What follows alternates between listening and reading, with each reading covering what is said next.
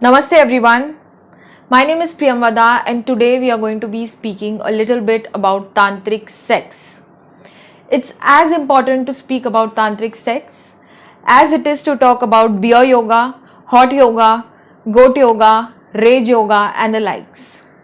First of all, tantra by itself, the word means a method, a way, a technique or a methodology. And usually the technique or the method, the context in which it's spoken is related to spirituality and yoga to reach nirvana or to reach enlightenment. Now, there are no texts which talk about, no authentic texts which talk about tantric sex. However, there are two Hatha Yoga texts, which is Hatha Ratnavali and Hatha Yoga Pradipika, which talk about how one must have sex.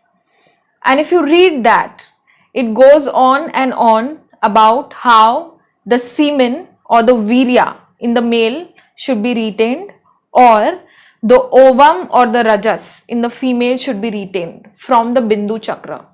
So usually what happens is that there is a constant energy which is being created in our Bindu chakra, which is not here but in the same plane, and it's constantly flowing down to the senses. Senses include the sexual senses and the other senses that we have. So these two texts are saying that when you have sex, your ovum should not drip down and your semen also should not drip down, but it's saying that it's not only limited to when you have sex, it's also applicable to you not dripping down your ovum or the man not dripping down the semen ever.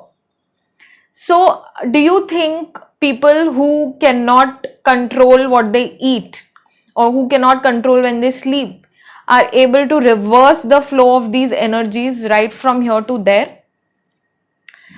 This is only possible once we have completely mastered our asanas, our pranayam and our mind, and also some mudras which I am attaching as I speak. Some of the mudras that they speak about are Vajroli, Amroli and Sahajoli, and also Kechari Mudra. But there is no thing as tantric sex. This is when you have to reach, when you have to use your energies to reach a spiritual goal. How do you have sex? So it's not really tantric sex, but it is a way of having sex to achieve enlightenment or to preserve energies.